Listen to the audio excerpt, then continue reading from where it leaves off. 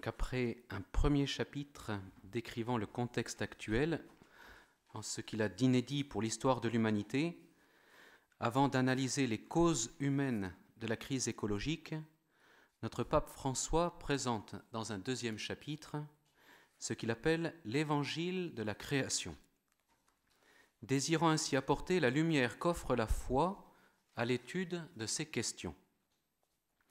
Les convictions de la foi offrent de grandes motivations pour la protection de la nature et des frères et sœurs les plus fragiles.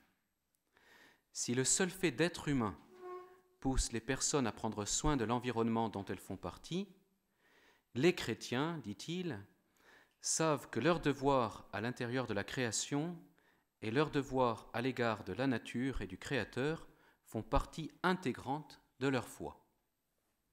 Il invite donc les croyants à être cohérents avec leur propre foi.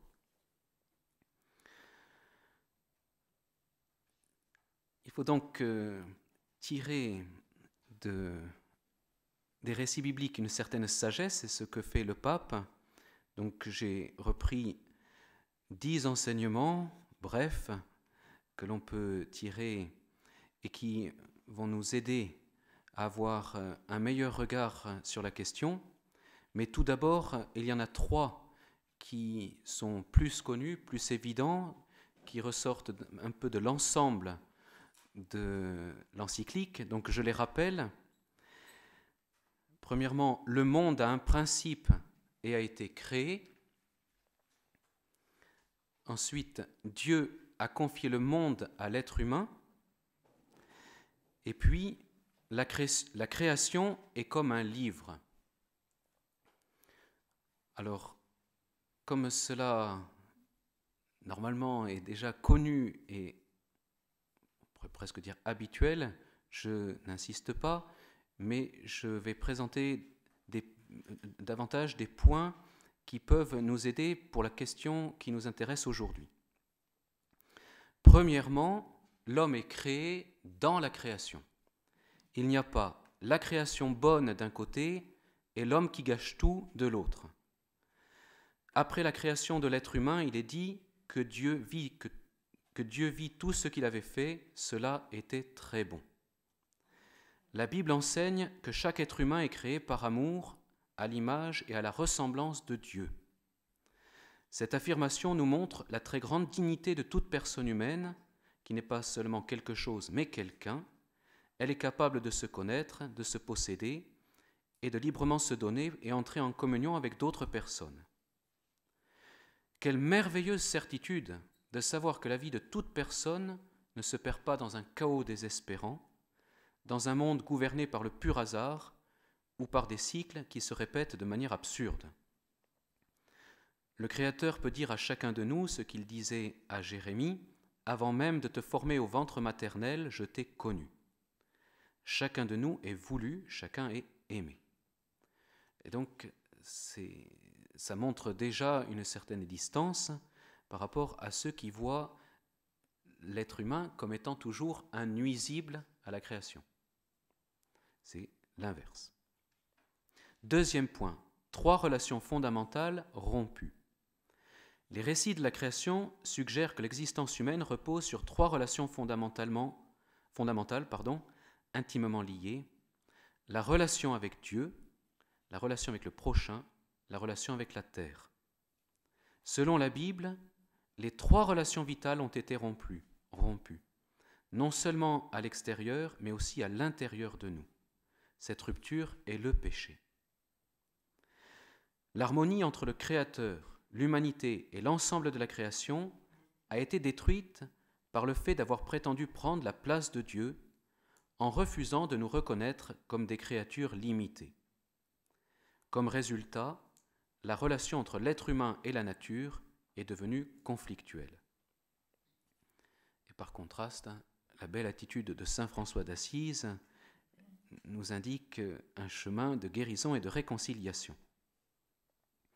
Par contre, aujourd'hui, le péché se manifeste avec toute sa force de destruction dans les guerres, sous diverses formes de violence et de maltraitance, dans l'abandon des plus fragiles, et puis et c'est là-dessus que le pape insiste, dans les agressions contre la nature. Troisième enseignement, une fausse compréhension de la terre. Il a été reproché à la pensée judéo-chrétienne, à partir du récit de la Genèse qui invite à dominer la terre, de favoriser l'exploitation sauvage de la nature en présentant une image de l'être humain comme dominateur et destructeur. Donc certains agriculteurs trouvaient qu'on les présentait trop en parlant d'exploitants, alors qu'ils voulaient être appelés paysans. Donc l'exploitant, c'est celui qui exploite à outrance parfois, tandis que paysan, c'est celui qui valorise le pays. L'Église n'a pas une interprétation incorrecte par rapport à ce mot « dominer ». Il doit être compris comme « cultiver et garder », que l'on trouve dans la Genèse au chapitre 2. Donc cultiver et garder le jardin du monde. Cultiver signifie labourer, défricher ou travailler. Garder signifie protéger, sauvegarder, préserver, soigner, surveiller. La Bible rappelle qu'en définitive, la terre est au Seigneur, c'est ce que dit le psaume 24. À lui appartiennent la terre et tout ce qui s'y trouve. Pour cette raison, Dieu empêche toute prétention de propriété absolue. On trouve au livre du Lévitique, « La terre ne sera pas vendue avec perte de tout droit, car la terre m'appartient, et vous n'êtes pour moi que des étrangers et des hôtes. » Et on le voit avec le peuple de Dieu qui sort d'Égypte et qui vient dans la terre de Canaan. Donc on prend l'habitude de dire la terre de Canaan, la terre de Canaan, la terre de Canaan. En fait, la terre de Canaan, c'était la terre de quelqu'un d'autre. Mais Dieu voulait qu'elle soit à Israël, et donc pour lui, nous sommes que des étrangers et des hôtes, c'est à lui que la terre appartient. Quatrième enseignement, un respect responsable. Le pape appelle à une culture de protection. Cette responsabilité vis-à-vis d'une terre qui est à Dieu implique que l'être humain respecte les lois de la nature. La législation biblique propose à l'être humain diverses normes, non seulement en relation avec ses semblables, mais aussi, c'est peut-être ce qui nous surprendrait plus au XXe et au XXIe siècle, en relation avec les autres êtres vivants. Si tu vois tomber en chemin l'âne ou le bœuf de ton frère, tu ne te déroberas pas. Si tu rencontres en chemin un nid avec des oisillons ou des œufs, sur un arbre ou par terre, et que la mère soit posée sur les oisillons ou les œufs, tu ne prendras pas la mère sur les petits. Et puis il y avait même un précepte, si on voyait l'âne de son ennemi qui ployait sous le fardeau, il fallait aller l'aider. Dans cette perspective, le repos du 7e jour n'est pas proposé seulement à l'être humain, mais aussi afin que se reposent ton âne et ton bœuf. La Bible ne fait pas de l'homme un despote au centre du monde, mais un cultivateur et un gardien. 5e enseignement, les êtres vivants ont une valeur propre devant Dieu. En même temps que nous pouvons faire un usage responsable des choses, nous sommes appelés à reconnaître que les autres êtres vivants ont une valeur propre devant Dieu, et par leur simple existence, ils le bénissent et lui rendent gloire. L'Église ne dit pas que les autres créatures sont subordonnées au bien de l'homme, comme si elles n'avaient aucune valeur en elles-mêmes et que nous pouvions en disposer à volonté. Le catéchisme précise « Chaque créature possède sa bonté et sa perfection propre.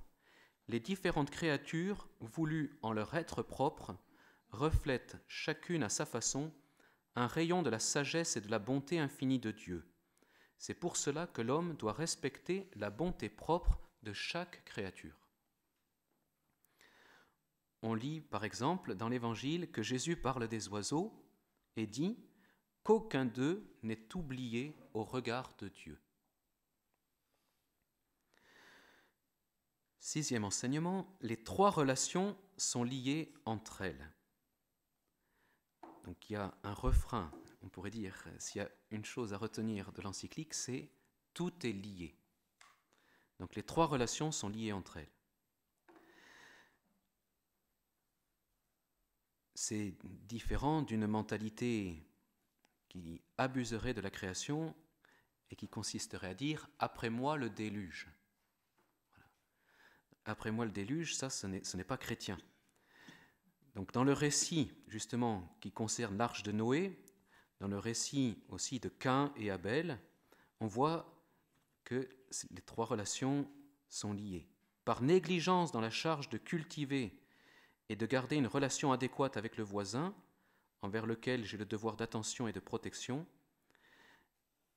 si on suit cette négligence, cela détruit ma relation intérieure avec moi-même, finalement avec les autres, avec Dieu et avec la terre. Quand toutes ces relations sont négligées, quand la justice n'habite plus la terre, la Bible nous dit que toute la vie est en danger. Le pape se veut réaliste face à la dégradation de la nature et encourageant pour le bien possible dans l'avenir. C'est peut-être ce qui est le plus beau dans son encyclique, c'est ce regard encourageant. La solidarité existe dans la possibilité d'un nouveau commencement. Il suffit d'un être humain bon, comme Noé au moment du déluge, pour qu'il y ait de l'espérance. La tradition biblique appelle à la redécouverte et au respect des rythmes inscrits dans la nature par la main du Créateur. Cela se voit par exemple dans la loi sur le sabbat. Le 7e jour, Dieu se reposa de toutes ses œuvres.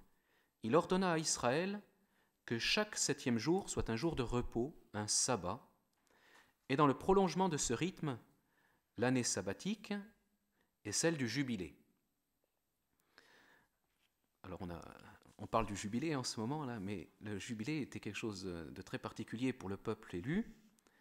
La législation du jubilé rétablissait un équilibre et était une reconnaissance que le don de la terre, avec ses fruits, appartient à tout le peuple, obligeant au partage, spécialement avec les pauvres, les veuves, les orphelins et les étrangers. Et on peut dire dans cette spiritualité, dans le livre du Lévitique, on trouve cette belle parole « Lorsque vous récolterez la moisson de votre pays, vous ne moissonnerez pas jusqu'à l'extrême bout du champ. Tu ne glaneras pas ta moisson, tu ne grappilleras pas ta vigne après la vendange, et tu ne ramasseras pas les fruits tombés dans ton verger. Tu les abandonneras aux pauvres et à l'étranger. » C'est un exemple de restauration, de souci des plus faibles, et donc de réintégration de tous ceux qui avaient pu être exclus du système pendant le temps qui séparait deux jubilés. Il y avait donc la 50e année, qui était l'année du jubilé, tous ceux qui avaient été obligés de vendre par pauvreté, eh bien, retrouvaient leur propriété au moment du jubilé. 7e enseignement, la louange. Donc, si vous ouvrez votre Bible, vous voyez qu'elle mentionne la louange au Créateur, et particulièrement avec les psaumes, en l'honneur de Dieu Créateur qui a fermi la terre sur les eaux, car éternel est son amour. Les psaumes invitent aussi les autres créatures à le louer. Louez-le, soleil et lune, louez-le, tous les astres de lumière, louez-le, cieux des cieux et les eaux par-dessus les cieux, qu'ils louent le nom du Seigneur, lui commanda et ils furent créés. Nous existons non seulement par le pouvoir de Dieu, mais aussi face à lui et près de lui, nous pouvons l'adorer et nous sommes les seules créatures visibles à pouvoir le faire. C'est pourquoi nous l'adorons au nom de toute la création visible. Et si, dans toutes ces réflexions qui peuvent sembler un peu intellectuelles, vous cherchez des moyens concrets de mise en pratique, le pape invite particulièrement à s'arrêter pour rendre grâce à Dieu avant et après les repas. 8e enseignement, les prophètes. Donc, les enseignements des prophètes sont une partie importante de la Bible. Jusqu'à présent, on a surtout vu les 5 premiers livres, avec ce que les Juifs appellent la loi. Là, on vient de voir juste les psaumes, et donc les prophètes. Les écrits des prophètes invitent à retrouver la force dans les moments difficiles, en contemplant le Dieu Tout-Puissant qui a créé l'univers. Donc, voilà, supposez que vous êtes dans un moment difficile de votre vie, et vous levez les yeux, vous voyez la création et vous dites « Dieu l'a créé ». Le Dieu qui libère et sauve est le même qui a créé l'univers. Et ces deux modes divins d'agir sont intimement et inséparablement liés. Le prophète Jérémie dit « Ah Seigneur, voici que tu as fait le ciel et la terre par ta grande puissance et ton bras étendu. À toi rien n'est impossible. Tu fis sortir ton peuple Israël du pays d'Égypte par signes et prodiges. » Donc sous-entendu, maintenant viens à notre aide. Isaïe dit encore « Le Seigneur est un Dieu éternel, créateur des extrémités de la terre. Il ne se fatigue pas ni ne se lasse. Insondable est son intelligence. Il donne la force à celui qui est fatigué, à celui qui est sans vigueur, il prodigue le réconfort. » 9e enseignement, la captivité, l'injustice n'est pas invincible. Pour les Juifs, il y a eu deux grandes épreuves, l'esclavage d'Égypte et la captivité à Babylone. Cette expérience à Babylone a engendré une crise spirituelle qui a favorisé un approfondissement de la foi en Dieu, explicitant sa toute-puissance créatrice pour exhorter le peuple à retrouver l'espérance dans sa situation malheureuse. Donc, rappelons-nous que le peuple se trouvait déporté loin de sa terre, à plusieurs centaines de kilomètres, et le temple, le seul lieu où Dieu était invoqué, était détruit. Alors, eh bien, il en est ressorti une purification et une espérance plus profonde. Des siècles plus tard, en un autre moment d'épreuve et de persécution, quand l'Empire romain cherchait à imposer une domination absolue, les premiers chrétiens retrouvaient consolation et espérance en grandissant dans la confiance au Dieu Tout-Puissant, et ils chantaient « Grandes et merveilleuses sont tes œuvres, Seigneur, Dieu maître de tout, justes et droites sont tes voies, ô Roi des nations. » On le trouve dans l'Apocalypse au chapitre 15. S'il a pu créer l'univers à partir de rien, Dieu peut aussi intervenir dans ce monde et vaincre toute forme de mal. Par conséquent, l'injustice n'est pas invincible. Et le pape veut nous indiquer, les désastres écologiques commencés ne sont pas invincibles. 10e enseignement, adorer Dieu et non pas d'autres pouvoirs. Notre regard de foi est lucide dans la mesure où il n'oublie jamais le Dieu tout-puissant et créateur. Père Bernard l'a dit dans l'introduction, si on ne met pas Dieu à la première place, Dieu créateur à la première place, avec ses droits de créateur, alors nous finirons par adorer d'autres pouvoirs. Ou nous prendrons la place de Dieu au point de piétiner la réalité créée par lui sans connaître de limites.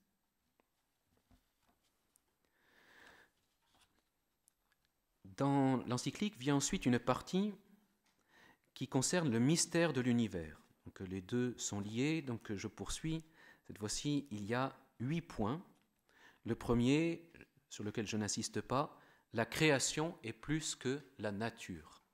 Donc la nature, on peut dire, tout le monde utilise ce mot, mais si nous sommes croyants, nous dirons la création.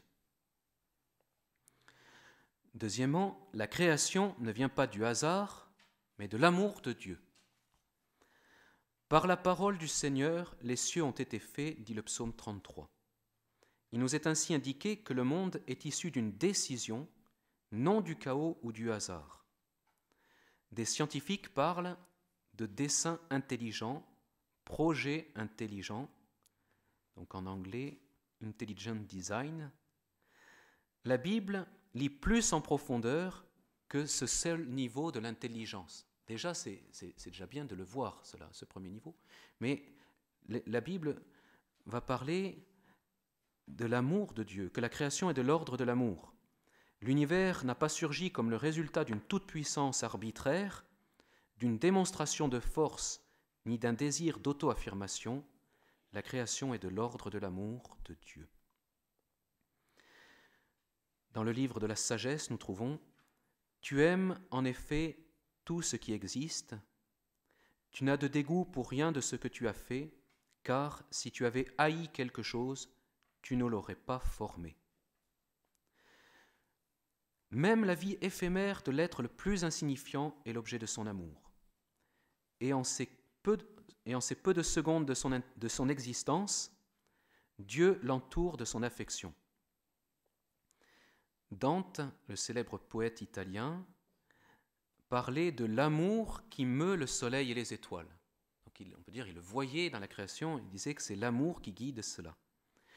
Voilà pourquoi, à partir des œuvres créées, on s'élève vers sa miséricorde pleine d'amour. Troisièmement, la Bible nous empêche de faire d'une création ou de la création, la Bible nous empêche de faire d'une créature ou de la création une idole. La création est fragile, elle nous est confiée. La pensée judéo-chrétienne a démystifié la nature. Sans cesser de l'admirer pour sa splendeur et son immensité, elle ne lui a plus attribué de caractère divin. Il faut se rendre compte qu'il y a 2000 ans, lorsque le christianisme est arrivé sur nos rivages, tous les peuples autour de la Méditerranée, sauf le peuple juif, adoraient des idoles. La parole de Dieu nous a libérés de ces cultes contraires à la raison. Notre responsabilité se trouve engagée dans le monde avec le devoir de cultiver nos propres capacités pour le protéger et en développer les potentialités. Si nous reconnaissons la valeur et la fragilité de la nature et en même temps les capacités que le Créateur nous a données, cela nous permet d'écarter le mythe moderne du progrès matériel sans limite. La situation réelle est un monde fragile, qui n'est pas Dieu donc, avec un être humain à qui Dieu en confie le soin. Un monde fragile avec un être humain à qui Dieu en confie le soin.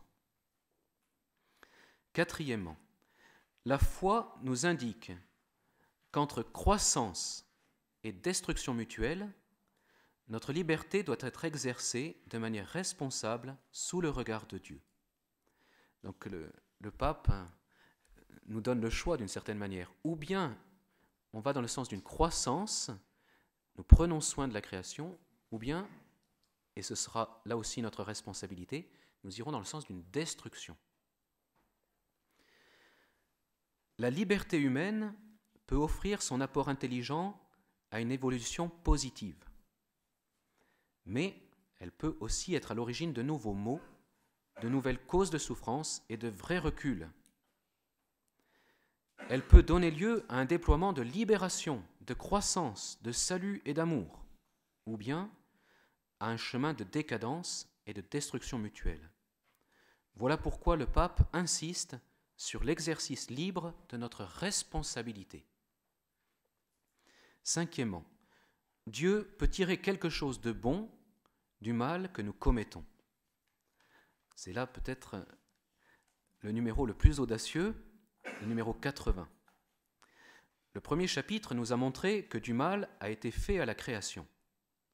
Le pape ne veut pas que nous en restions là, et il tire de la foi, de la Bible, un regard positif et restaurateur.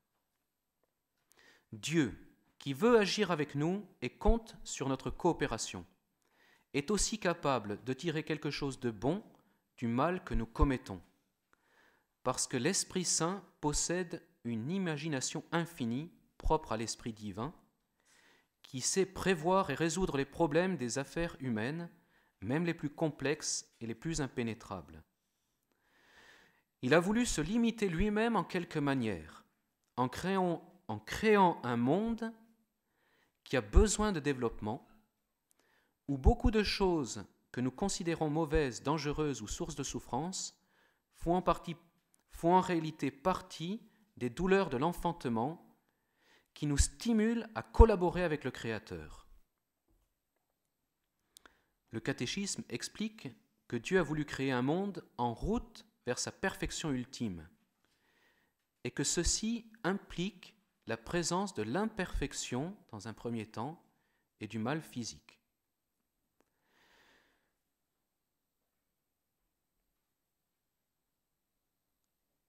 Le Créateur est présent au plus intime de toutes choses tout en respectant l'autonomie de sa créature, comme il s'oblige à respecter l'autonomie légitime des réalités terrestres.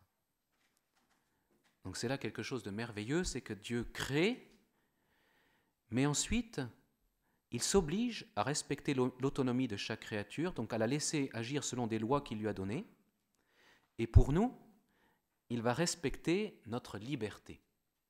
C'est magnifique, cela. L'Esprit de Dieu a rempli l'univers de potentialités qui permettent que du sein même des choses, quelque chose de nouveau peut surgir. Alors, je vous donne un des exemples de l'encyclique, ça peut aider à le comprendre. Alors, il n'est peut-être pas très évident, mais quand même, le pape s'est appuyé sur quelqu'un de grande autorité, saint Thomas d'Aquin. C'est pour dire que l'idée n'est pas nouvelle. Elle a donc près de 800 ans. La nature n'est rien d'autre que la connaissance d'un certain art, concrètement l'art divin inscrit dans les choses, et par lequel les choses elles-mêmes se meuvent vers une fin déterminée. Donc Thomas d'Aquin voit dans la création, dans la nature, un art. Donc c'est le résultat du travail d'un artiste. Et cet artiste a réalisé quelque chose de plus grand encore. C'est comme si l'artisan constructeur de navires pouvait accorder au bois de pouvoir se modifier de lui-même pour prendre la forme de navire. Alors je développe un peu l'image, parce que nous, à l'époque de saint Thomas, tous les bateaux étaient construits en bois. Donc déjà, ça représente du travail pour les hommes d'abattre des arbres, de les tailler, façonner, mettre en planche, etc., et de façonner un navire. Mais ce qui est encore plus admirable, ce serait qu'il y ait quelqu'un de génial qui, en programmant la croissance d'un arbre, arrive à faire que l'arbre pousse en ayant tout de suite la forme du bateau. Vous voyez ? Mais ça nous semble fou, mais c'est ce que Dieu a réalisé. Sixièmement, l'être humain comme sujet ne s'explique pas entièrement par évolution. Donc au numéro 81, le pape aborde la fameuse question de l'évolution humaine. Bien que l'être humain suppose aussi des processus évolutifs, donc c'est la suite de ce qu'il vient de dire par rapport au navire. Donc il perçoit que dans la venue de l'être humain, dans son épanouissement, dans sa croissance, il y a des processus évolutifs. Il implique une nouveauté. Pardon, il faut que je reprenne la phrase. Bien que l'être humain suppose aussi des processus évolutifs, il implique une nouveauté qui n'est pas complètement explicable par l'évolution d'autres systèmes ouverts. La nouveauté qualitative qui implique le surgissement d'un être personnel dans l'univers matériel suppose une action directe de Dieu, un appel particulier à la vie et à la relation d'un tu avec un autre tu. Et là, c'est vraiment la beauté, la grandeur de ce qu'est l'homme dans la création. L'homme n'est pas comme les autres créatures matérielles, il émerge à l'intérieur de lui quelque chose de plus beau et qui ne s'explique pas par une simple évolution matérielle, c'est le fait qu'il est un être personnel. Donc le pape conclut le paragraphe en disant « À partir des récits bibliques, nous considérons l'être humain comme un sujet qui ne peut jamais être réduit à la catégorie d'objet. » Donc là, c'est vraiment l'enseignement traditionnel qui manifeste la spécificité de l'âme humaine immortelle, créée directement par Dieu. Septièmement, l'harmonie de l'homme-sujet avec les autres êtres vivants et non une domination arbitraire sur de purs objets. Il serait erroné de penser que nous puissions traiter les autres êtres vivants comme de purs objets, car cela a aussi de sérieuses conséquences sur la société. Ce qu'on appelle la loi du plus fort a favorisé d'immenses inégalités, injustices et violences pour la plus grande partie de l'humanité, parce que les ressources finissent par appartenir au premier qui arrive ou qui a plus de pouvoir. L'idéal d'harmonie, de justice, de fraternité et de paix que propose Jésus est aux antipodes d'un pareil modèle. Et il l'exprimait ainsi avec respect au pouvoir politique de son époque. Les chefs des nations, disait Jésus à ses apôtres, dominent sur elles en maîtres, et les grands leur font sentir leur pouvoir. Il ne doit pas en être ainsi parmi vous. Au contraire, celui qui voudra devenir grand parmi vous sera votre serviteur.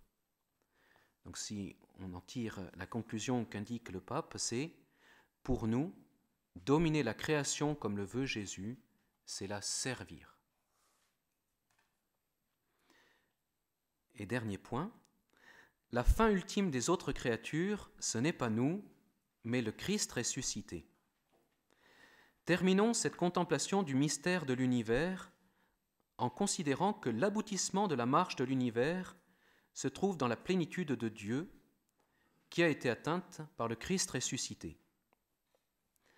Donc nous avons vu que l'homme était au sommet de la création visible, donc on pourrait être tenté de se dire, eh bien, voilà, toutes les créatures sont pour nous. Eh bien, non. La fin ultime des autres créatures, ce n'est pas nous. Mais elles avancent toutes avec nous et par nous jusqu'au terme commun qui est Dieu, dans une plénitude où le Christ ressuscité embrasse et illumine tout. Car l'être humain, doué d'intelligence et d'amour, est appelé à reconduire toutes les créatures à leur Créateur.